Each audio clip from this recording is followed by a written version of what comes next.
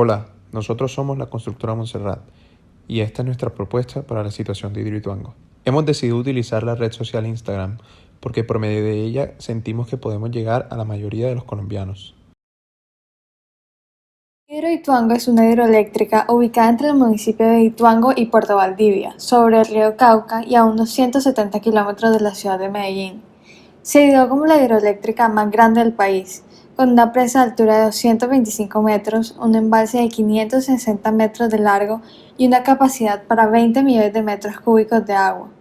El proyecto ha crecido en manos de EPM, un consorcio de empresas públicas de Antioquia que para el 2021 proyectó que aportaría el 17% de la demanda energética de todo el país. Sin embargo, el plan no ha resultado según lo esperado. En marzo de este año se decidió taponar 2 de los 3 túneles construidos para la desviación del río. El proyecto depende en ese momento de 2 túneles, el de desviación, también llamado Sistema Auxiliar de Desviación, y uno de descarga inmediata, que al día de hoy no está terminado. Para el 28 de abril, el equipo de topografía indica un incremento alarmante en el nivel del río de 1.6 metros. Sumándole a esto, el 30 de abril, un hundimiento inusual geológico sobre el túnel 3 genera su taponamiento. ¿Qué significa esto? Un aumento desmedido de los niveles de agua y ningún mecanismo de salida. De manera urgente, el equipo encuentra como solución dejar fluir el agua por el cuarto de máquinas, a pesar de los grandes costos y atrasos que esto generaría.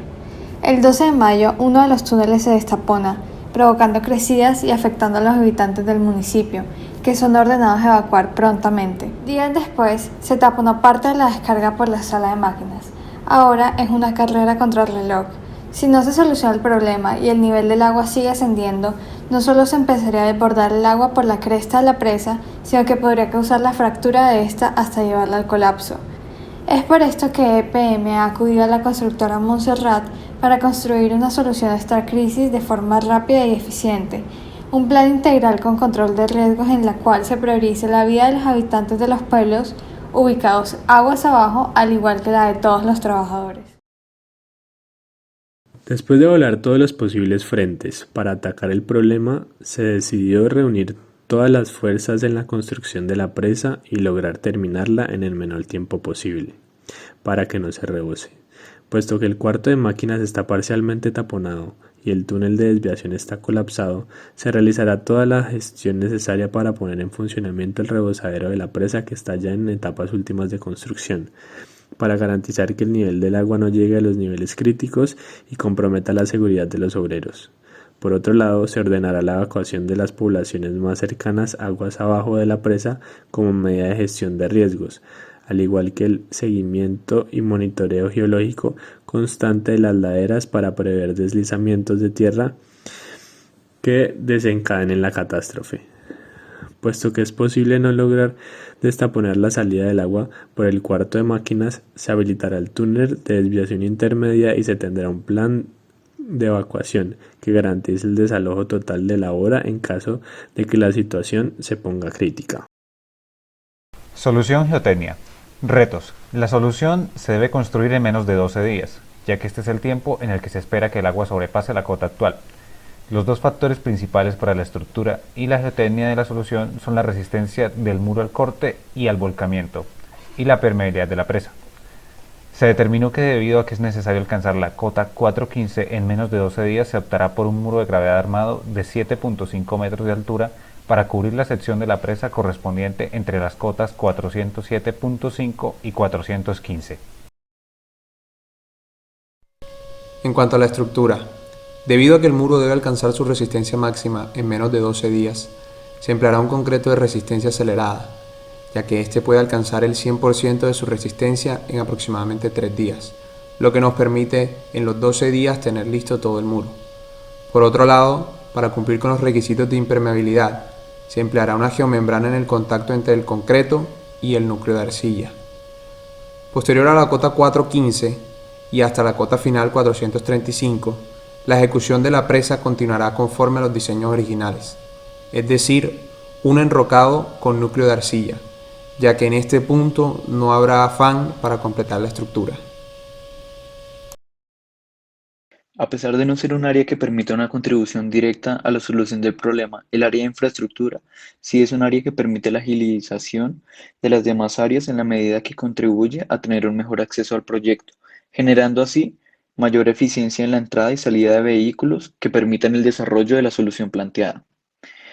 Como bien se aprecia en la imagen, el proyecto de Hidroituango cuenta con dos vías de acceso, las cuales son la troncal de Occidente, correspondiente a Medellín-Cartagena, y una vía creada por el proyecto que permite el acceso desde el corregimiento de Puerto Valdivia. En el video presentado es posible apreciar que las vías que llegan directamente de la represa son vías destapadas que más adelante se unen a vías pavimentadas, pero que cuentan con un carril por dirección, lo cual implica un reto en términos de riesgo de bloqueos en la vía, ya sea por accidentes o por causas naturales, como posibles derrumbes. De esta forma, una posible solución es verificar el estado actual de la vía y mantener una buena calidad de esta para permitir el movimiento vehicular lo más eficientemente posible, lo cual se puede lograr mediante el uso y cumplimiento de lo propuesto en la cartilla de mejoramiento de vías terciarias o vías de tercer orden. Es de suma importancia tener en cuenta que se tiene que desviar el agua de alguna manera para que la cotada del embalse no crezca tan rápidamente y que así se tenga más tiempo para construir el muro de gravedad armado de forma efectiva y que no genere más problemáticas de las ya presentes. Al no tener los túneles de desvío disponibles, se utiliza la casa de máquinas ubicada en la cota 260 como sitio de almacenamiento. Teniendo unas altas dimensiones, puede llegar a contener alrededor de 250.000 metros cúbicos.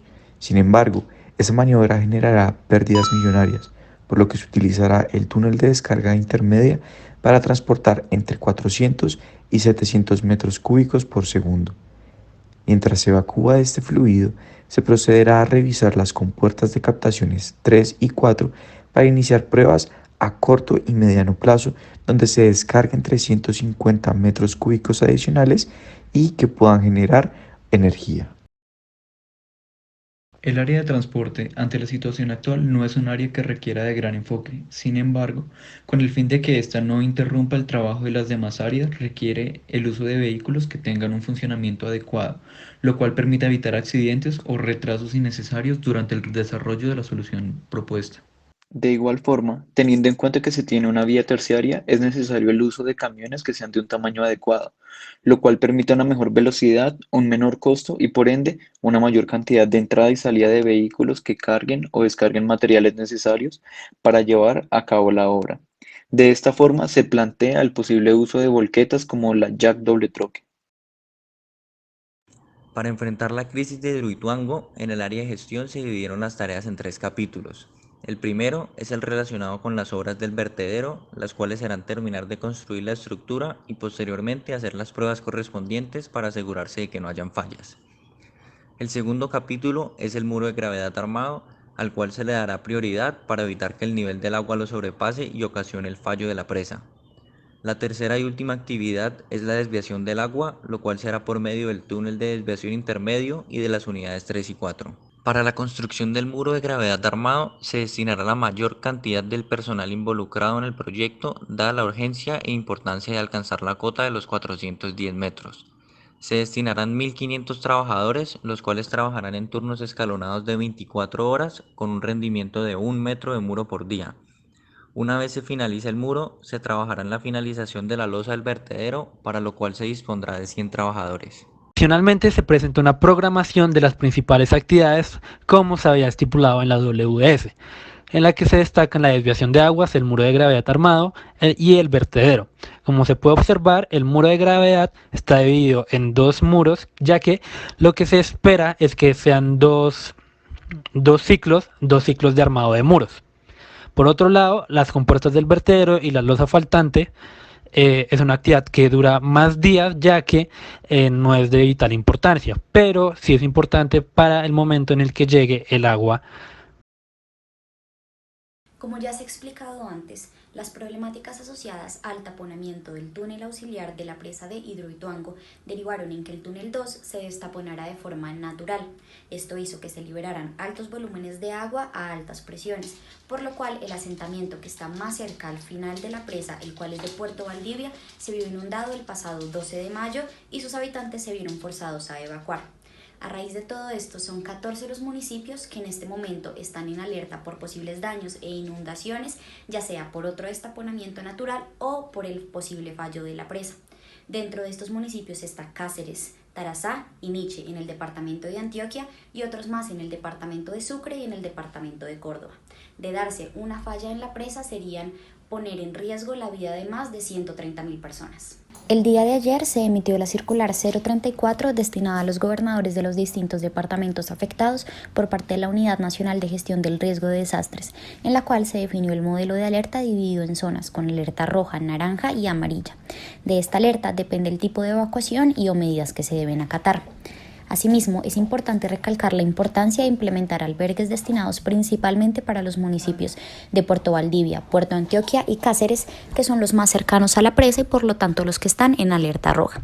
De igual forma, se propone mantener siempre abiertos los canales de comunicación, tales como este perfil, con el objetivo de mantener informados a los habitantes de las zonas afectadas. Es importante adoptar las medidas impuestas por el plan de contingencia desarrollado por EPM, dentro de los cuales se encuentra siempre mantener las vías de evacuación libres de obstáculos, identificar personas con necesidades especiales e implementar sistemas de monitoreo y alarma aguas abajo de la presa. Es importante destacar que EPM debe ser un agente principal que se involucre directamente en la ayuda económica y de recuperación de las 171 familias de Puerto Valdivia que ya fueron afectadas el pasado 12 de mayo.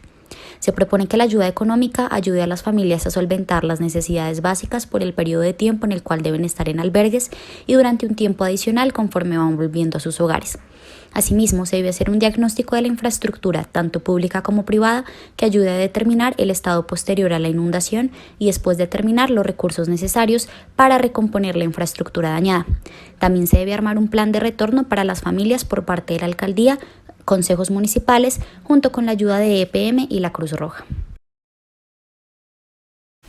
El proyecto de Hidroituango tiene un gran impacto a nivel ambiental y desafortunadamente este impacto es mayormente, si no totalmente negativo, ya que tenemos efectos como la baja en la calidad del aire, y esto se debe a que para un proyecto de estas magnitudes se ha utilizado gran cantidad de cemento y la producción de este material involucra grandes emisiones de CO2. Además, la calidad del agua, tanto a nivel superficial como a nivel subterráneo, se ha visto afectada fuertemente. Ha existido deforestación, eliminación, destrucción de fauna y flora, entre otras muchas cosas, pero son cosas que está fuera de nuestro alcance como empresa y que no podemos mitigar tan fácilmente. Es por eso que le hemos apuntado a la calidad del aire y a la calidad del agua, que son uno de los problemas más grandes que ha producido la creación y la ejecución de este proyecto. Entonces, por ejemplo, para el área de estructuras, al implementar un muro de contención que tenga un núcleo de arcilla que va a ocupar el 70% de este muro de contención, pues va a reducir en un 70% o más las emisiones de CO2. Y con respecto a la calidad del agua, hemos optado por utilizar nanomateriales. La medida de inundar la casa de máquinas se tomó para evitar que los niveles de afluentes sigan subiendo y ocasionen una tragedia social y daños irreversibles en el proyecto, el cual tendrá unos costos adicionales por la contingencia subdebida de alrededor de 3.9 billones, que haría un total de 15.3 billones, ya que inicialmente se presupuestó alrededor de 11.4 billones en la presa. Entre estos gastos se encuentra que los daños en los transformadores en los cuartos de máquinas ascenderían a 400.000 millones de pesos y demás obras en la casa de máquinas estarían ascendiendo en 155.000 millones de pesos. Además, hay que tener en cuenta que se desea reabrir el túnel de descarga intermedia que está en la cota 260 para que evacúe los 700 metros cúbicos por segundo previstos inicialmente, pero a su vez, con la implementación de la solución a largo plazo, se podría construir un túnel paralelo a la descarga intermedia para que se evacúen hasta 1.400 metros cúbicos por segundo. Por lo tanto, se acuerda una suma de más de 15.000 millones de pesos extras para acelerar las obras y mejorar el rendimiento de la construcción de los túneles de desviación. Para el muro de contención faltante, Para alcanzar la cota mínima de 410 se hace uso específicamente de un muro de gravedad armado con concreto de rápida resistencia y con núcleo de arcilla. El valor de su construcción será aproximadamente 1.2 mil millones de pesos para un ancho de 400 metros por 7.5 de alto. Y para el canal de conducción vertedero se tiene un valor de 475 millones de pesos. Por otro lado, también es importante mencionar que a las familias les dimos un subsidio de 1.1 millones mensuales para que se alojen en viviendas cercanas al puerto de Valdivia inundado.